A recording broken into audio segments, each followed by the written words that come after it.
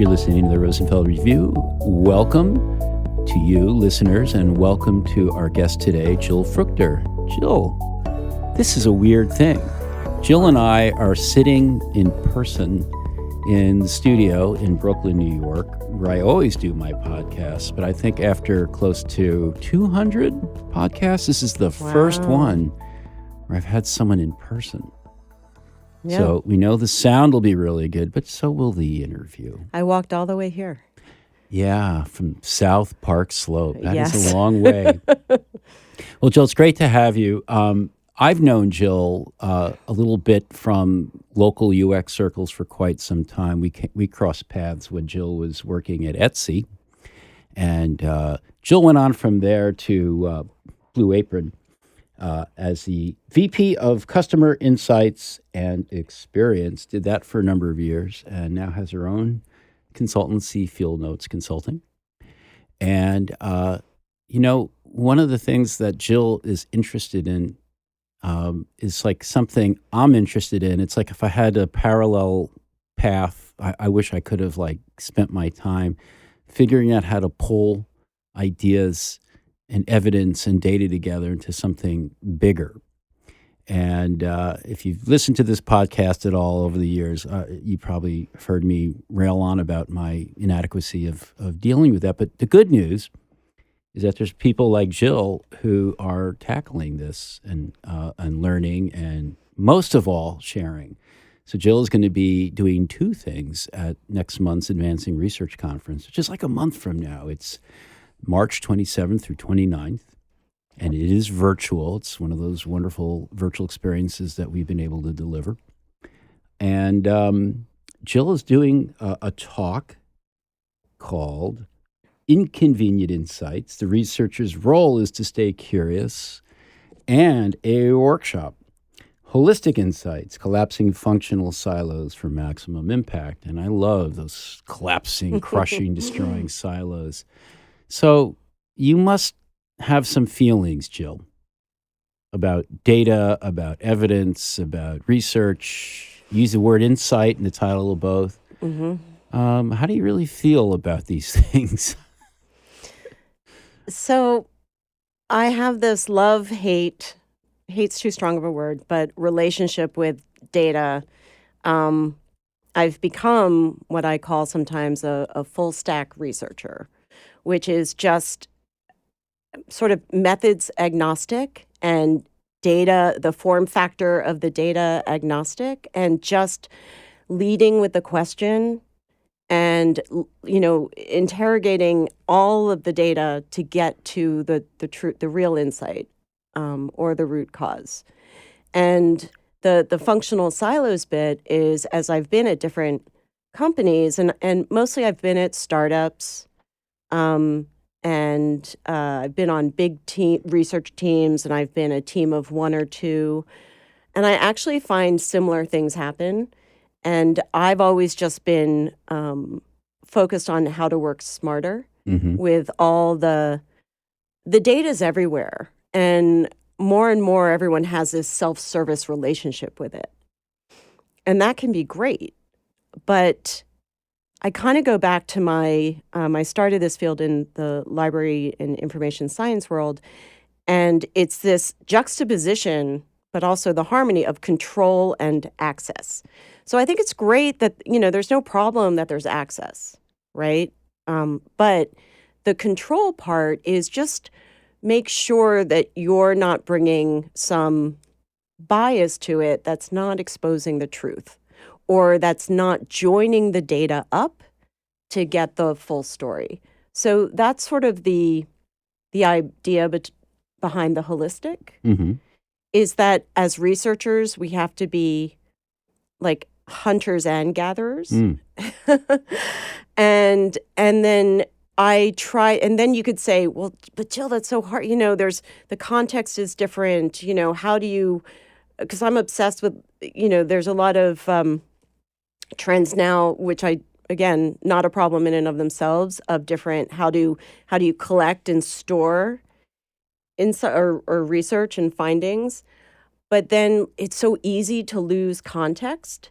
So the way that I have come to recover context and in order to join the data and bring the data from all over the company together is through human scale frameworks of things like journeys, and experience mapping. And just taking that researcher's lens, that outside in approach that you can't argue with. Like, I think I got into research because I'm not good at arguing. Wait a minute. I'm not. And I'm not good at confrontation. So so it's just like, well, how do we get to the truth without arguing? And it's like, well, what is some shared language we could have that it wouldn't be about opinions or who has the most data? It's that outside in perspective that brings it all together. It's interesting. So first of all, I was looking for you said love, hate, and I've been looking for the hate. And at best I can come up with is maybe you're not so fond of the silos and maybe the linguistic disconnects. And just, I have seen, and this is what spurs the passion to share how I've made it work to get to real insights. I've just seen a lot of like false causalities claimed and a lot of confirmation bias. There's a tremendous amount of confirmation bias, and it's not even their fault. It's so you have to, and so a part of my talk and the workshop, I talk about these interventions, and that's because I want to help people. You can go to, we need to change our orgs. We need to change the design of our orgs, all of that. I want to give people some tools that they can use today without having to do that macro job. And so interventions are how can you, in certain moments, intervene and then say, well, hold on. So we have that data that says that, but what about our insight, that's saying this? That doesn't really seem to true up. So just always like supporting a more fuller conversation. So for you, is an insight like the big discovery that is only possible if you synthesize data and other information from these different streams generated out of different silos or practices or kinds of researchers? Or is an insight like another way of putting thick data versus big data? Like one is data, and maybe an insight is more of a semantically rich observation. I think an insight is the so what, So it's not a finding or a statistic or, from one source we know this. It's getting back to sort of the consequences and the implications of so it's not data. And I talk about that too, the information hierarchy.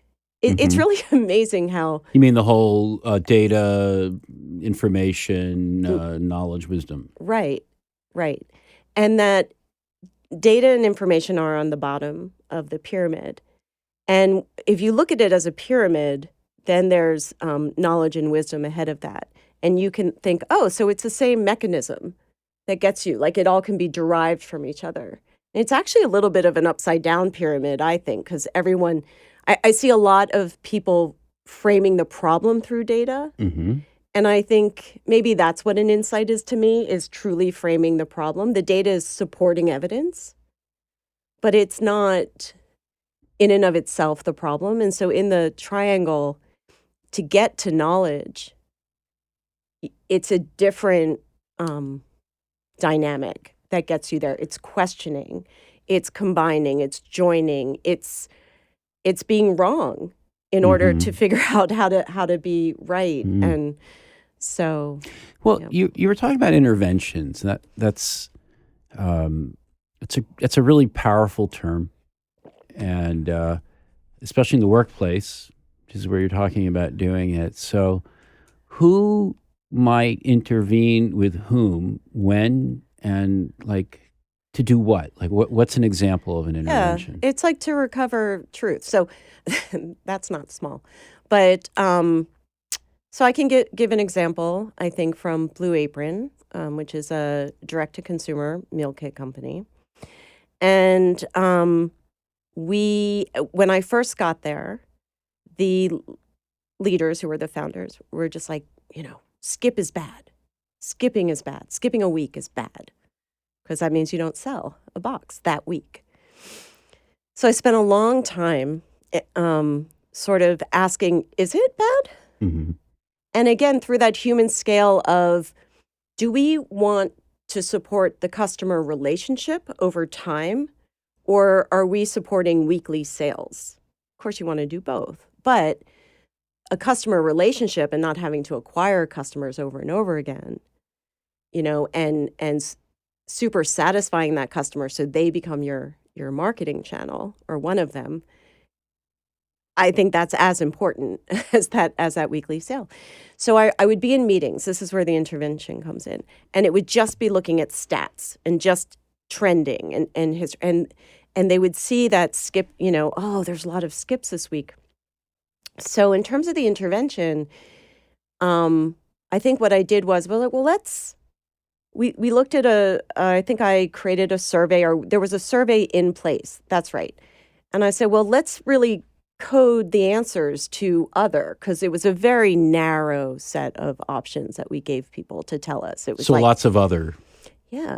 And other's the enemy. That means that's a survey crying for help, right? Saying you're not asking the right things. And basically, a critical mass were saying, this is working as intended. This is great. Like you're being flexible. I can be flexible. I can get you when I want. Not when I can't because I'm traveling or whatever. But without recovering that context, and so the insight there versus the data is how critical convenience and flexibility is. So it's so easy for different parts of the company to be like, it's all about the physical product. Like for this company, it was, food product. And it's like, it's all about the checkout flow, or it's all about this. It's like, well, it's all of it, right? It's the end-to-end experience. And just because you control this part of it, and then you hear, we're having a problem with skips, maybe it's not the food, and actually maybe it's not a problem.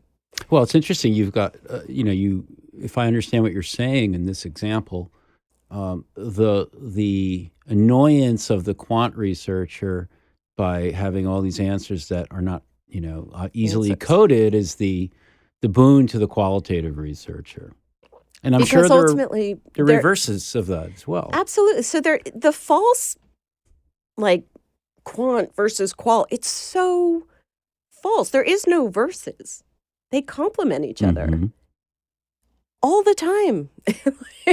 I mean, there's just no other way around it. But I'm sympathetic. Like, you use the tool you have, right? And again, that's the silo part, is that people, so the product, the PMs, they're working with experimentation and they're doing single variable analysis and they're controlling for that single variable. And that's great for optimization. But in terms of like really, again, designing against the problem to solve, maybe it's not their single variable that needs to be solved for. Well, okay. So that was an interesting intervention that you had to be there for and ready to give and confident in your stature in the organization. And you had a pretty senior role at Blue Apron, if I understand it. Now, what if I am, let's say I'm 3 to 5 years into my research career. Maybe I'm whatever kind of research I'm doing. Maybe I'm a data scientist. And, I'm kind of not only encouraged to stay in my lane and work with the tools and the data that is sort of, my craft.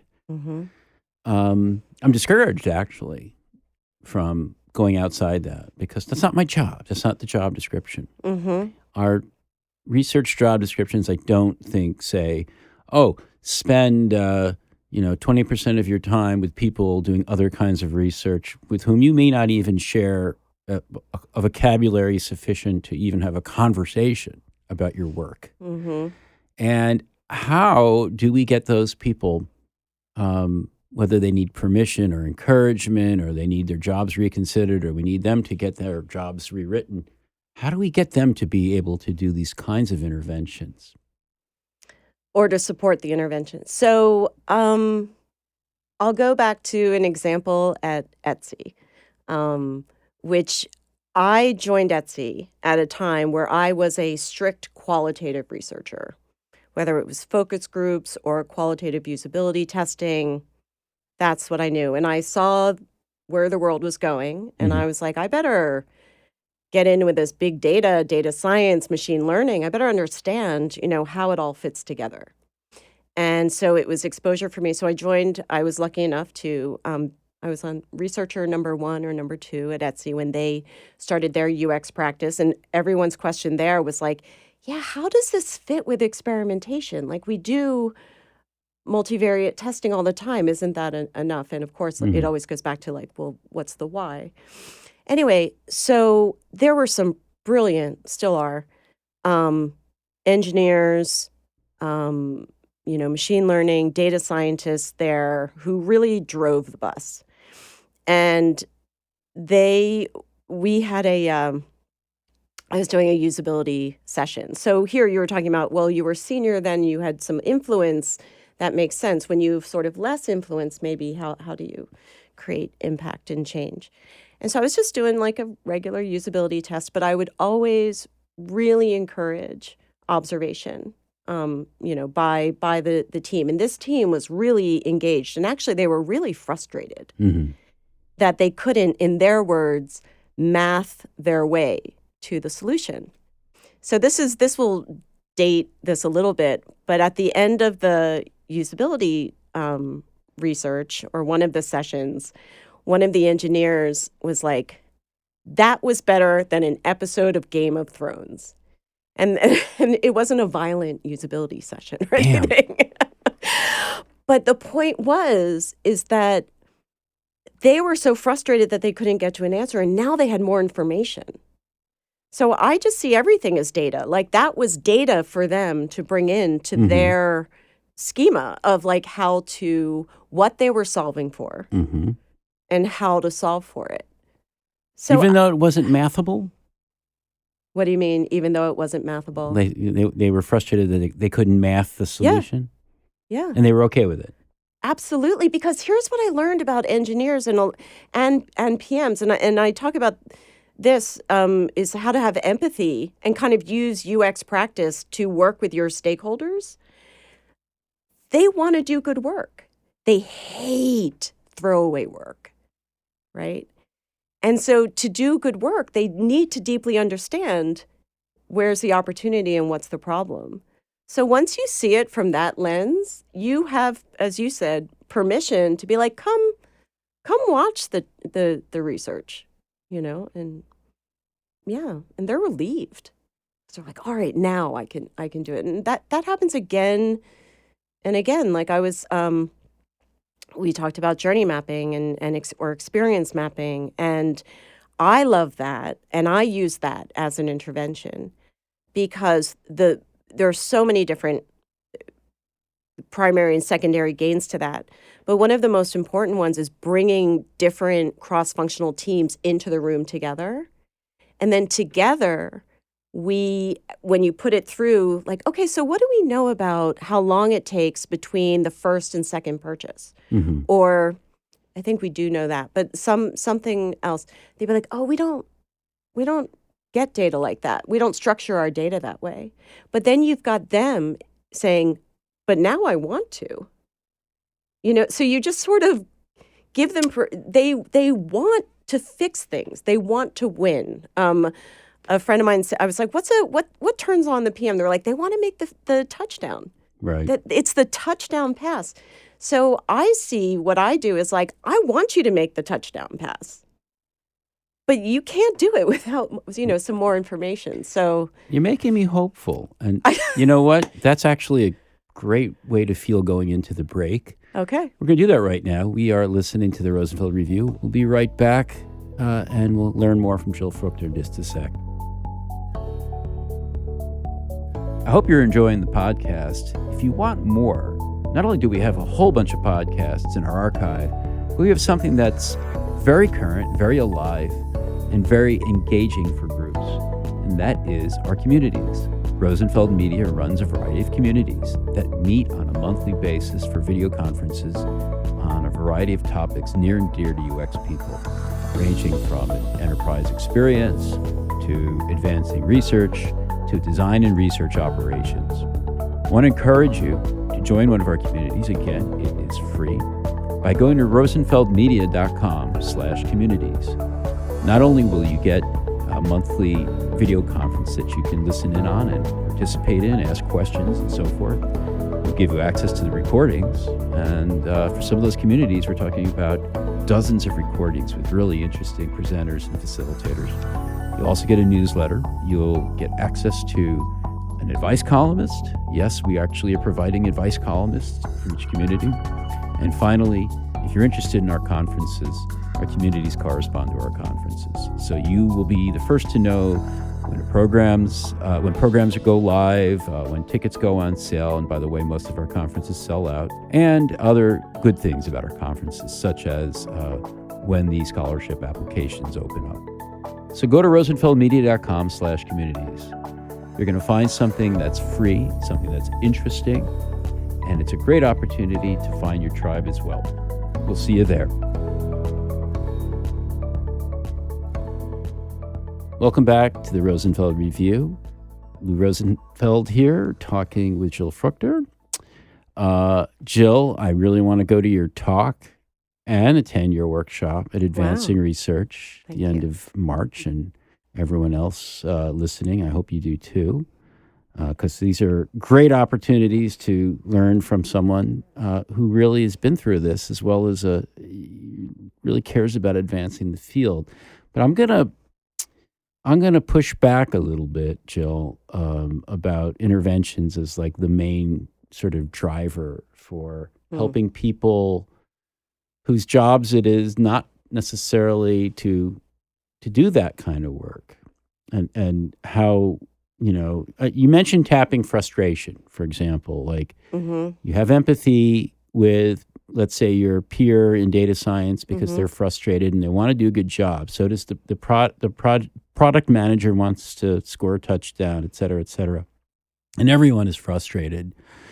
But I was talking with Jem Ahmed, your old friend from Etsy days, who's actually one of the curators. I think my old boss. I think she managed me for a second. Yeah. And you're still talking. That's good. And she's one of the curators at Advancing Research. And we were just talking a couple hours ago about the difficulties in getting people to find the time and effort to do some sort of, whether it's intervening or whatever it is, to look beyond their lane. And especially when, to take that metaphor a little further, you're swimming as hard as you can in the face of all kinds of challenges, layoffs now, and all kinds of, difficulties just to get your work done. You have to stay in that lane. It's hard enough to just, focus on finishing in your lane. And yet, we have to sort of make a case to people that there's more to it than their work. So we were talking a little earlier about T-shaped people, and you described yourself as someone who's T-shaped. If people are unfamiliar with that concept, the idea is that many of us in the field are T-shaped. We have to have breadth of understanding of a lot of different areas, but depth in one that's often our craft. How can we open up the other areas, those outside the lane practices that are research oriented, that may be happening in another office in our building, or maybe in another building somewhere else altogether? We don't even know the people. We may not speak the same language, and we have to find them. We have to connect with them. We have to empathize with them. It's really hard. Does it come down to leadership and they're supporting these kinds of efforts to bring people together in their organizations? So we all may have different lanes, but if we're working in business, we have one shared outcome, Mm-hmm. which is the customer's satisfaction in business, right? So there's no people don't use like product to use product, Mm-hmm. right? They're doing it to get something done, to feel something, to learn something, to so I'm not trying to go around your question, but I guess I don't really believe that there are separate lanes. I think there are separate technical competencies and hard skills and whatnot. But I do think it's one goal, Mm-hmm. which is, and I'll just speak from the businesses I've worked, like retention, order rate, lack of churn, which to me, here's something funny. I was like, instead of, all we talk about is churn, let's talk about retention. I was like, because churn is so fear-based. It's like, oh, they Mm-hmm. can't churn. It's like, well, that's a lagging indicator. I'm also obsessed with that, like lagging versus leading indicators. And that might be a related way to answer that question as well, is showing people how they're connected as all leading indicators to those very real financial outcomes. So, Sounds like it comes down to KPIs. KPIs or OKRs or but KPIs I think keep you in your lane because you have your KPI. You know, I prefer objectives and key results Mm-hmm. because I think you can tie those better to leading indicators. So, and what do I mean by that? It's like there's upstream events that happen that have downstream consequences. So if you're, the registration team, the growth team, how is it that what you're setting up has consequences for the retention team?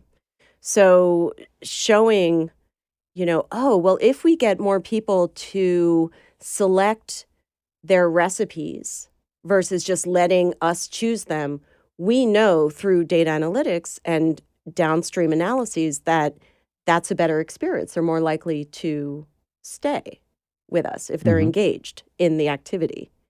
So all of a sudden that becomes, oh, so how can we encourage that as far up the stream as possible? So it's all just like, it's all, I don't know, to me, it's all completely interconnected through the human scale of the understanding. It sounds like, to make it maybe more concrete in the corporate setting when we start having to talk about things like KPIs and OKRs, that you're encouraging people to look for things like OKRs, hopefully, that exist, that speak to a broader purpose for the organization and how it relates to users. So customers, or and even that's not the right word, right? But right. No one has the right word. Yeah. But how do you do that in a setting where, certainly in a large organization, an enterprise setting, we may not have an idea what the OKRs or other organizational imperatives are, or is that a cop-out?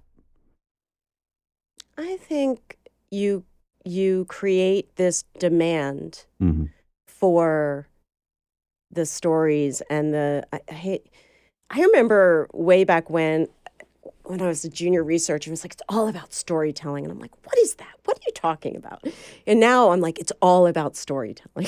And I completely get it. And I've seen it work and I see how important it is. So I think it's about, in a very just persistent way, coming back to the story of the customer or the user, and then the evidence or the KPI or whatever fits inside of that, but not the other way around. Well, one of the things I really like about what you just said is I think, whether unintentionally or not, you just nodded your head toward the time factor. You talked about being persistent. Persistent. And, it's really hard if you're facing layoffs. You can't be persistent when they're not, paying you. But I just had a great conversation with an information architect who works at Microsoft. And she's like, yeah, I'm 5 years into this. And I think we're at like 30% of the way where I want to be. Oh. And that said a lot. Yeah. And I do think we underplay just how long culture change takes. And it's really what we're talking about. Yeah. Jill, speaking of information architects, that's like a reminder to myself that you have a background a lot like mine, information and library studies. Which is now called iSchools information science. Well, somehow library isn't. Yeah, well, because who's getting money from that side of things, but where and why, and what's it mean to you now that you're a few years into your career since you were studying those areas? Oh, a lot of years in. I love that question because when I was writing this talk and the workshop and thinking about it, I was coming back to things that I was introduced to in library school. I was like, that was forever ago. That was before my 2 children. But it was so persistent. So here's something interesting. I chose to go to information and library science school because, frankly, it was geographically desirable. Which one? I went to Pratt. And that was important to me because Pratt is fundamentally a design school. And I'm always at this intersection of design and sort of analysis or science or the craft that I research. So I loved that. But I say I went because it was geographically desirable because I assumed back in the day, you'll remember, the big thing was computer-human interaction. But that was at Carnegie Mellon, or it was on the West Coast. I was like, I can't go there. So how am I going to get where I want to get to? And I never intended to be a librarian. I don't have those skills, like those frontline skills. Same. Yeah. But so I chose to go to library school and then have a focus on sort of communications. And so we talked about the information hierarchy pyramid. That was one thing that interestingly came back because I'm like, data's dumb, isn't it? I mean, data's amazing, but essentially it's dumb. So that's it's something to be acted on and to be interpreted.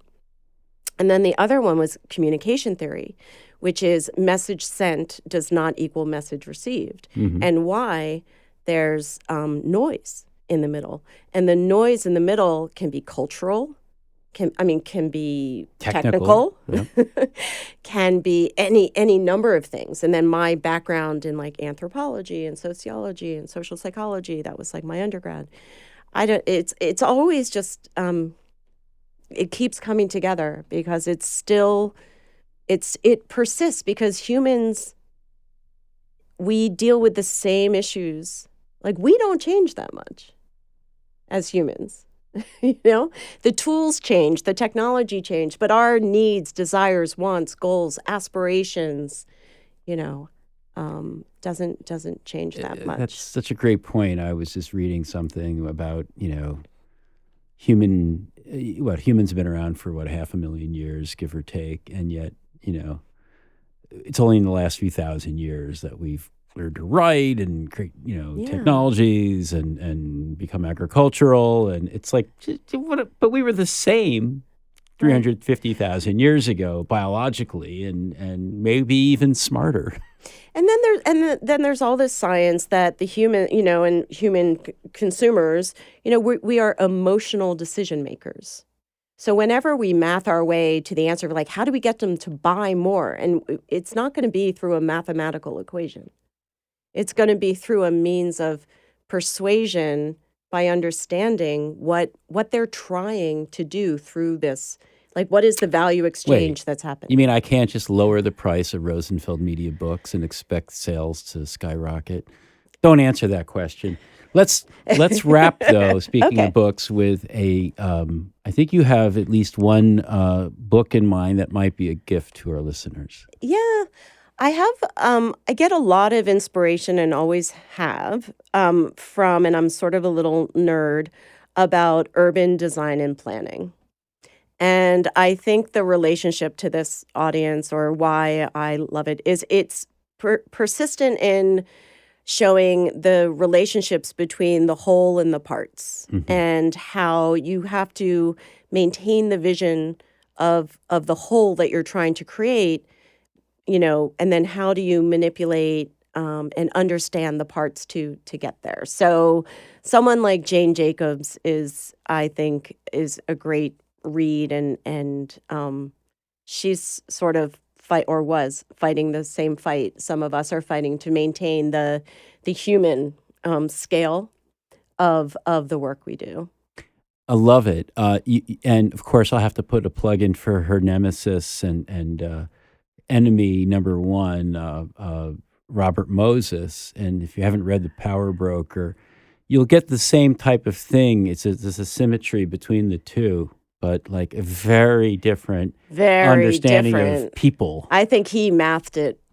I Thought think he could math his way to the answer. Well, he had a very good understanding of people and how to bully them. Mm. So He was a good bully. That's true. great bully. Yeah. Jill When did that Fruchter. help society? Oh, though? God, yeah. Yeah, no. We'll talk about what he was going to do to Park Slope on the way out.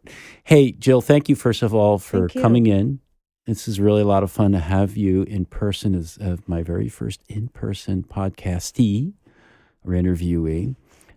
Folks, you really need to attend the Advancing Research Conference, March 27th through 29th. Jill is one of our many fantastic speakers. Her talk is Inconvenient Insights. The researcher's role is to stay curious. That's the talk she's giving. And she's also teaching a workshop. If you want to learn more about how to do some of the things we've talked about today, Holistic Insights, Collapsing Functional Silos for Maximum Impact. It's all virtual, and don't let that stop you, because we think virtual's good. Thanks so much, Jill, for joining us today. Great to have you. Hey, it's Lou. Thank you for listening to the latest Rosenfeld Review podcast. I really appreciate it. I would love to hear from you. And if you want to pop me an email, lou@rosenfeldmedia.com, tell me what you thought. Better yet, leave me the hell alone and post a review on your favorite podcast platform. Please feed the algorithm. It really does make a difference. We want to get the word out. If you like the word, give us a hand. And while I'm asking you for favors, don't forget, buy books. Support your favorite local independent publisher. We happen to be one, rosenfeldmedia.com. All those great UX books are there. So, thanks again.